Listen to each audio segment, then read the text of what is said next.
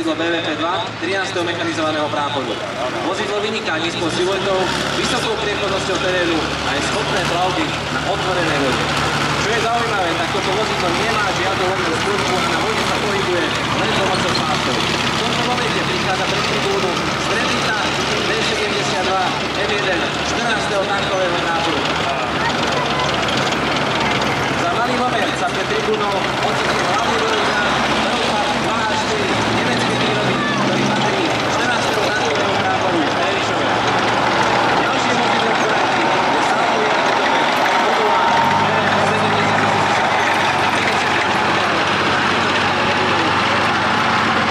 postavený na ocestovací podvozku.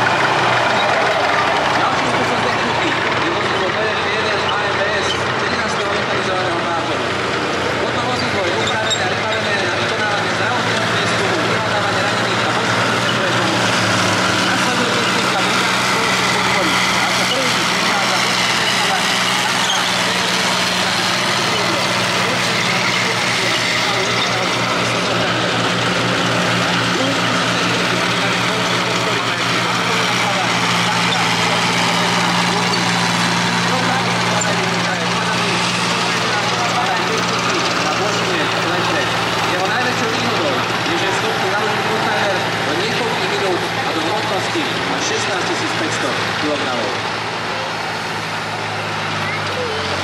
Ďakujem veľmi pekne môjmu kolegovi, profesionálovi Sternikovi, okomentoval to bravúrne, že máte možnosť si teraz vychutnať milí priateľi. Ešte až do nejakých konca 50. rokov. A asi tak jedno z posledných vystúpení mala na Golánskych výšinách počas izraelsko-arabského konfliktu. Všimnite si do také typické pred druhou svetovou vojnou. Každé koleso je iné, lebo záleží od toho, kde sa vyrábalo, v ktorom závode. A potom pri opravách sa to vymenalo do Potencia gulometnej výzbroje ho robila pomerne zraniteľným. Na Slovensku, na území Slovenska sa SU-stovky uplatnili až v tesnom závere vojny, teda v apríli 1945, zhruba v okolí Malých Karpát, tam Sovieti doplňali 27. gardovú tankovú brigádu aj týmito vozmi. Za SU-stovkou už vidíte ďalšieho reprezentanta sovietskeho, hlavne na obrnené vozidlá, takže nedostatočné kapacity na výrobu nákladných aut kompenzovali hlavne dovážaním nákladných automobilov, predovšetkým do Spojených štátov. Za Gazom vidíme terénny štábny automobil Gaz Čapájov, Gaz 67 Čapájev, bohato využívaný predovšetkým veliteľskými kádrami Červenej armády sovietskeho priemyslu, nákladný automobil ZIS-5.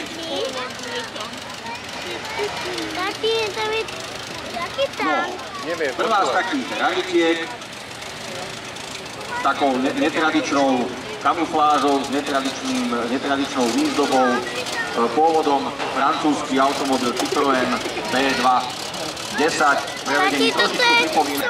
Takže nech sa páči. Ďalšie vozidlo je OT62 Kopánsko, to je prevedení R2, to značia po rádiový oddelenia. Toto vozidlo v prechodnej verzii zobralo 16 ľudí, má polovičný motorový status 155, ale s túlom, je to vynikajúci plavec. Ďalšie vozidlo je rakúsky transportér Saurer ST1.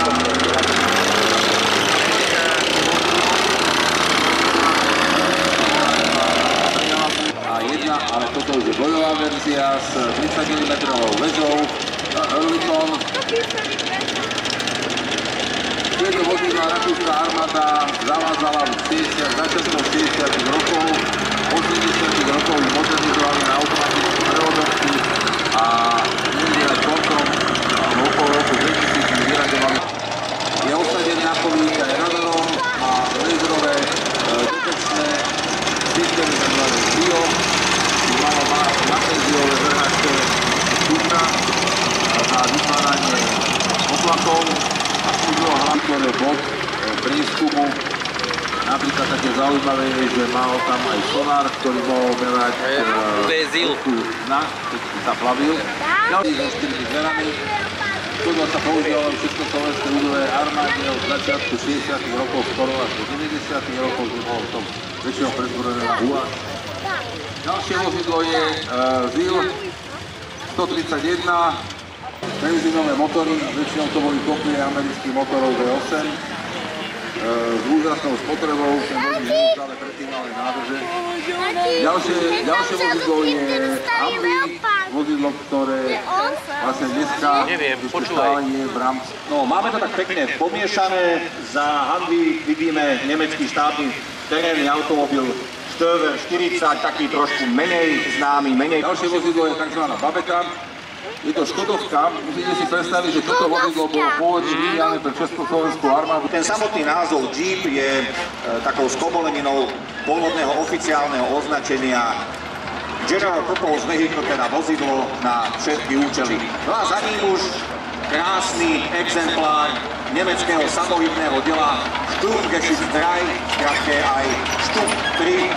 Teda ďalšie samohybné dielo v tejto prehliadke. Dá sa povedať, že Nemci boli práve takými priekopníkmi v používaní používaní samohybných dielčiek v tej koncepcii lafetovania ťažkých kanónov na podvozky, teda ťažkých v tom zmysle kanónov, ktoré nebolo možné umiestňovať do otočných veží klasických tankov, ako to bolo v prípade podvozku Panzerkampfwagen 3 alebo Panzer 3, ktorý mal štandardne vo veži iba 50 mm kanón, ale na tieto štupy sa montovali potom 75 mm najprv krátkohlavňové, potom dlhohlavňové kanóny. Zaujímavosťou tiež je, že členovia posádok týchto samohybných diel nepatrili tankovému vojsku, ale k delostrelstvu. Bola to akási tradícia z prvej svetovej vojny, kde prvýkrát zaraďovali do rýchlych útočných oddielov kanóny a teda išlo o kombináciu pechoty a delostrelectva. Podotýkam, že tento štup je originálny kúsok, málo kedy môžete vidieť naozaj pôvodný autentický exemplár.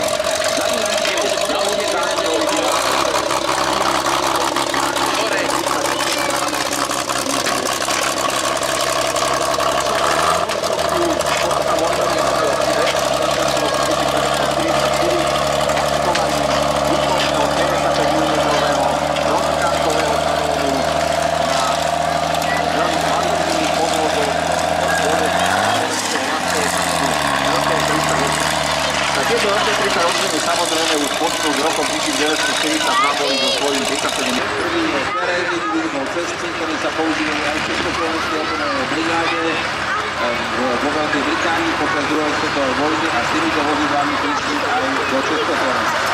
Ja by som ešte upozornil na taký pekný detail, na tom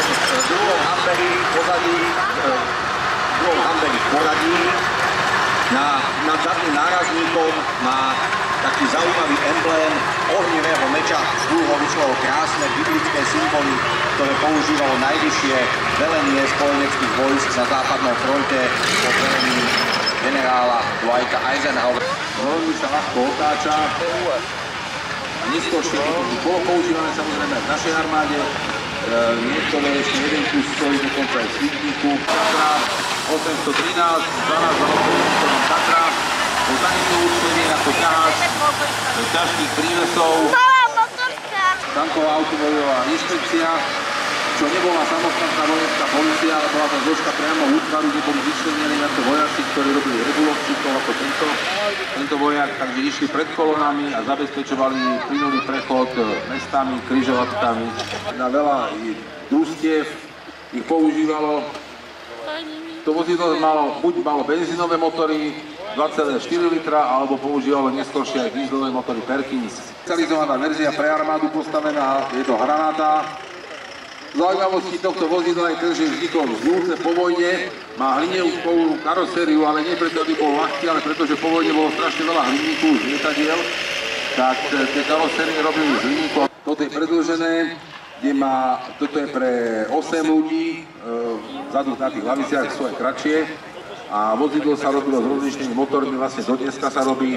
A taká zaujímavosť je, že vo Francúzsku sa to jednotlivých armád. Toto je jeden z produktov sovietskeho priemyslu. Tieto motocykly, no a za ním skutočné monštrum, americký ťahač druhej svetovej vojny Pacific M26, obrnený tankový transportér, teda vozidlo uspôsobené na ťahanie aj tých najťažších spojeneckých tankov. Kvôli plameňom, ktoré niekedy šľahali z výfukov, dostal prezývku Dragon Wagon, čiže niečo ako dračí voz. Pokiaľ si dobre pamätám, jeho spotreba bola impozantných 150 litrov na 100 km. Za ním vidíme ďalší pomerne známy typ GMC DUKV, alebo prezývaný aj DAC. Ide v podstate o podvozok nákladného automobilu, nielen tie najznámejšie Overlord, Normandii, ale aj na tých početných vylodeniach z Pacifiku. A toto je najmodernejšie československé vozidlo, ale obchádza ho ďalší pekný kúsok americkej produkcie. Jeden z viacerých typov polopásových obrnených transportérov MP, respektíve M5 Altrak. Američania využívali tieto Altraky veľmi často na samozrejme 912. Ďalšiu verziu, ktorú tu vidíte, sa nám vlastne prináša aj uspokojenie, lebo nám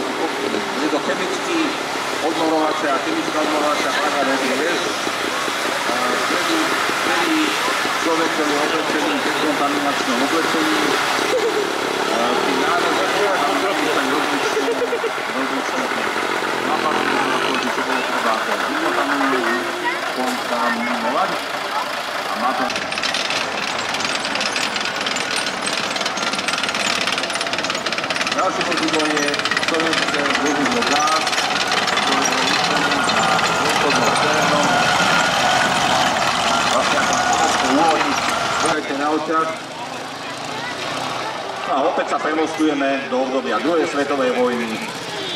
Nemecké motocykle Zündap a BMW používané, ako už som spomínal, hlavne na kuriérne účely, v tomto prípade bez sajtky, bez nejaké veľké výzbroje. Za nimi určite mnohí návštevníci poznajú legendárnym konštruktérom Ferdinandom Porschem na podvozku, ktorý bol pôvodne určený pre slávneho chrobáka.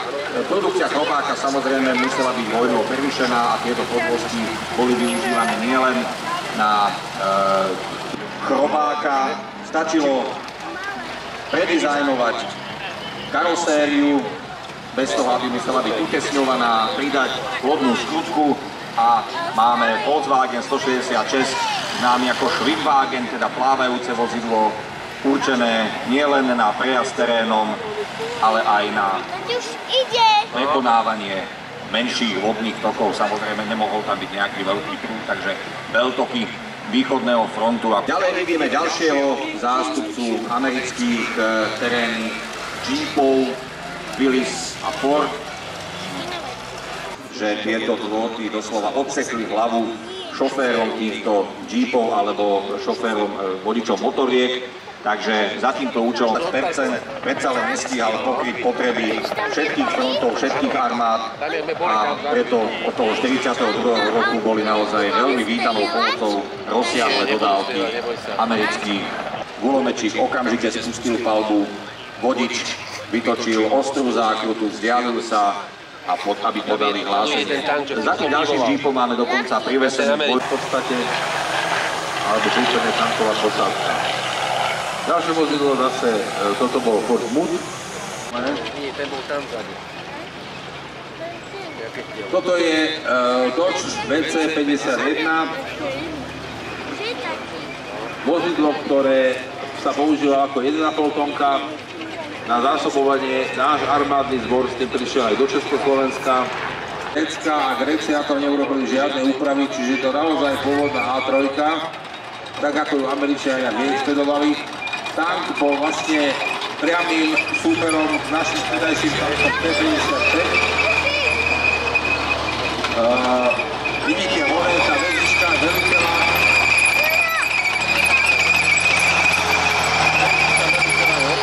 V tom z toho išiel veľký gulomet M2.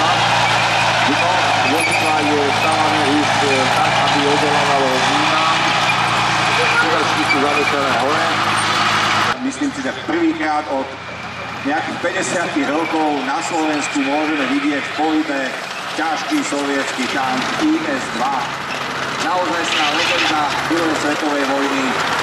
Prvý skutočne ťažký tank, ktorý Sovieti do boja nasadili, pretože tie typy ako T-28, T-35, KV-1, KV-2, ktoré sa síce v literatúre označujú za ťažké tanky, sa nemôžu porovnávať. IS-2 bola odpoveďou na nemecký Tiger, na už osvedčenú podvozku tankov KV-1, KV-2 aplikovali kanón z tanku a tak vznikol naozaj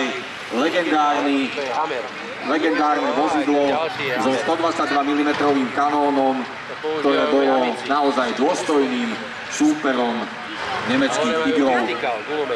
Našťastie ešte IS-2, len dokončím, uvidíme nielen v hlavnej ukážke historickej, ale aj potom po obede si vynechajte ujsť dynamické ukážky tankov, kde si potom o IS-2 povieme toho o mnoho viac. Ďalšie môžete všimnúť, že pokrok vodiča sa nedá v armáde zadného rozšírenia sa nedočkal. Potom máme ďalšie dve vozidlá, to sú Humvee, ktoré sú v prevedení pre rýchle nasadenie, pre rýchle sily týchto vozidel. Je to naozaj univerzálna platforma, ktorú používajú. Ten nám tu tak zadymil, že ju používajú dodneska vlastne Spojené štáty vo všetkých možných verziách, od obrnenej cez veľmi ľahkú výsadkovú. Za tým následuje sovietské vozidlo Ga-66, ktorá bola určená na ťahanie určitých špeciálnych prívesov, väčšinou skriňových. Prívesy boli postavené na báze prívesu štandardného civilného F10 a boli to bufety, pekáreň, bitúnok, bojovací úzol, Ich bolo veľmi veľa. Na týchto sidekárach boli veľmi často lafetované gulomety, najprv MG34, neskôr MG42. Nemecké tankové divízie používali celé prieskumné roty, vyzbrojené desiatkami týchto motocyklov nielen na prieskumné účely, ale na také... Slovenská postava sadne, tak má s tým problém. Napriek tomu, že je to úžasne veľké auto a má naozaj dobrú priechodnosť. Ďalšie vozidlo je Kamaz, takisto typická konštrukčná škola Sovietskeho zväzu. Toto v podstate vozidlo nie je celkom úplne určené na vojenské účely. Má to len náhod na zadné kolesá, bolo to používané ako ľahké. Príslušníka Luftwaffe, dobre, ten nám ešte skontroluje, či nejaké vozidlo neuviazlo po ceste. Ja len doplním tú moju myšlienku, ktorý vám bude odprezentovaný príslušníkmi 14. tankového práporu Trebišov. A taktiež bude odprezentovaný aj tank T-72, už v roku 1972.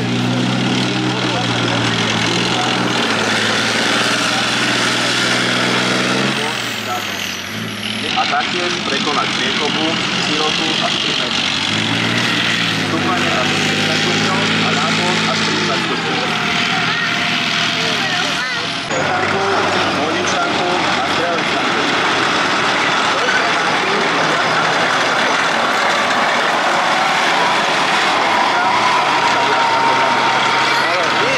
Milimetrov, pričom palerný priemer je 2000 kusov.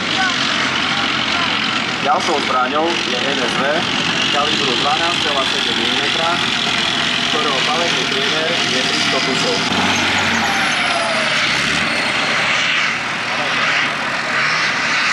Teraz sa nám tank T-72 presúva do svojho hlavného paletného postavenia.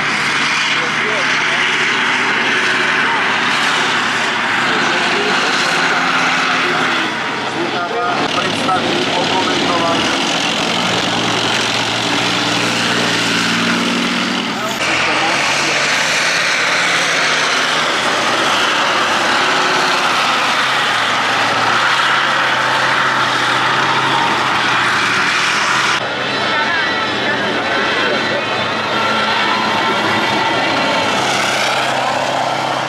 cez menšie mosty alebo v horských oblastiach. Zatiaľ, čo systém aktívnej ochrany spolu s pancierovaním zabezpečuje slovenskej armády a čo ho robí takým výnimočným.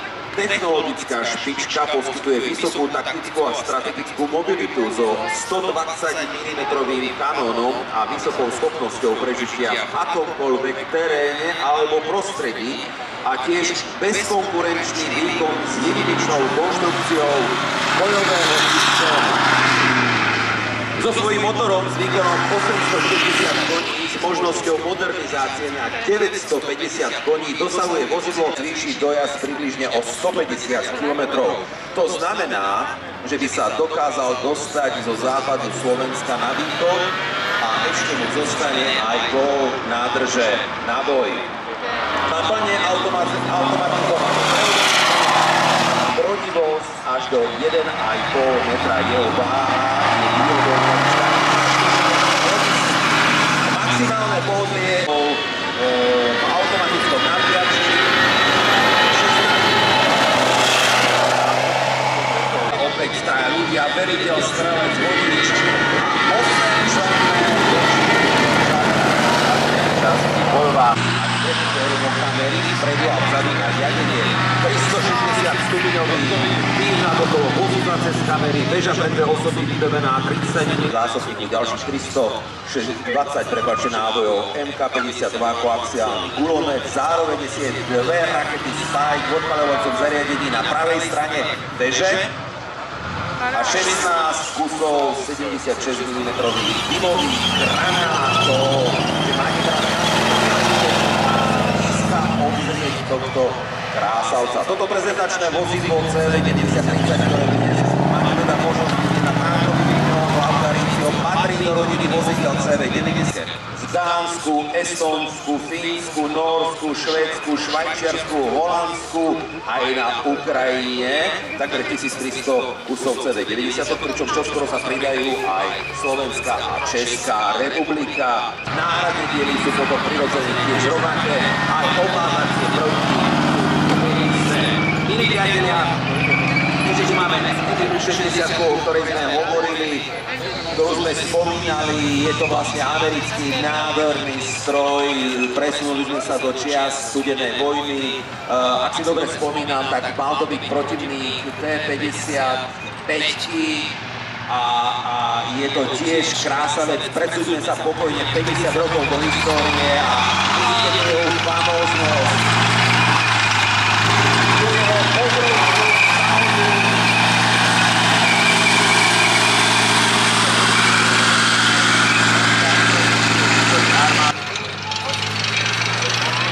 Tak, milí priatelia, a opäť prichádza tá chvíľa, kedy vám musím trošičku prehovoriť do duše, pretože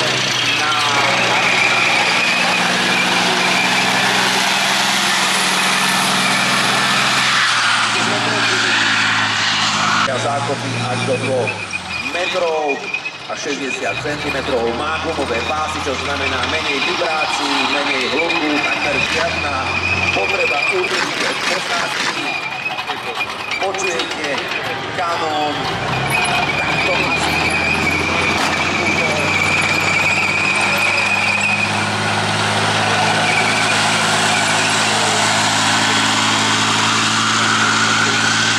stavete, že bude pôsobiť tá mechanizovaná čata, ktorá vykoná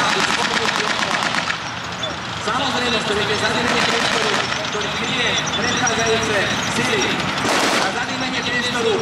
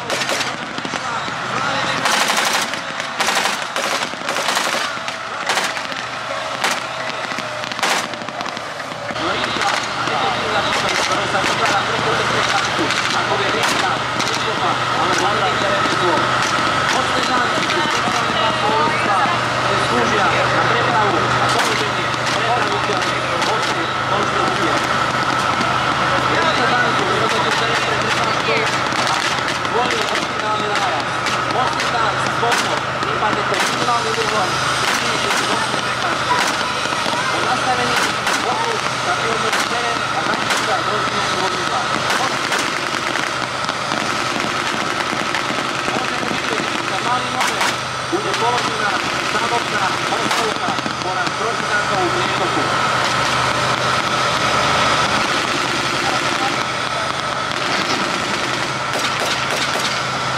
Rýchlosť tanku je 50 km a dojazd pre strieľací súdov je 5 km. Samotné položenie osnovky na 3 minúty a na jej naloženie treba 70 km.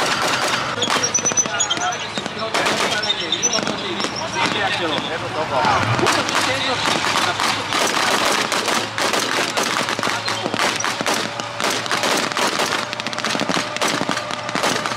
v tomto momente dostali okien, že prekonajú účelné základné. Môžete vidieť, vozidlo 902, ktoré bude prechádzať po rozloženej mostovke. Vážení diváci, držte palce vodičovi, aby sa ho podarilo prekonať položenú mostovku.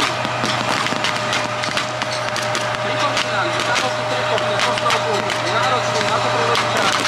Tak to prevedú. V bojovom vozidle môžete sedieť v bojovej polohe paletnej podpory, ktoré sa presúvajú späť do paletného postavenia. Zároveň môžete vidieť na ľavej strane útok pešieho elementu, ktorý sa postupne prístupí malé do nepriateľského systému.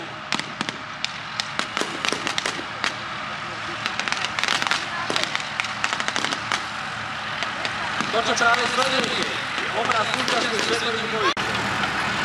Každý pohyb je starostlivo koordinovaný.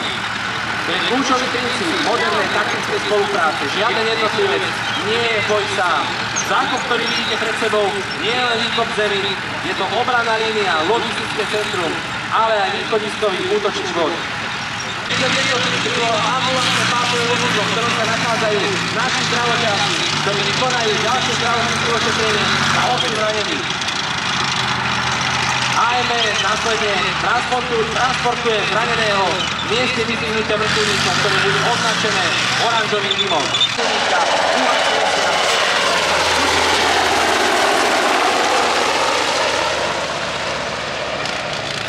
Nie je len o tom, že sa hádete o zem a je to o bolavých rukách. To je samozrejme súčasť toho, ale tým profesionálnym vojakom to je neustále vzdelávanie sa, neustále pracovanie na sebe, neustále napredovanie.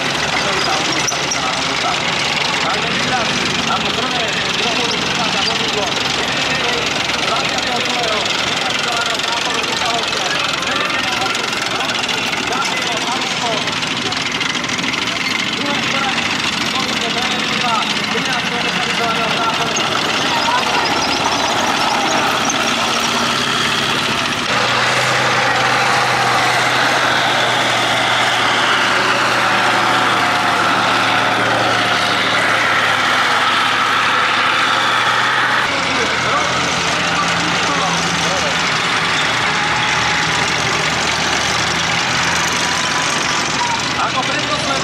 odchádzajú naši zdravotníci na vozidle AMS s veliteľom vozu Roky, Vladimírom, Kubasom.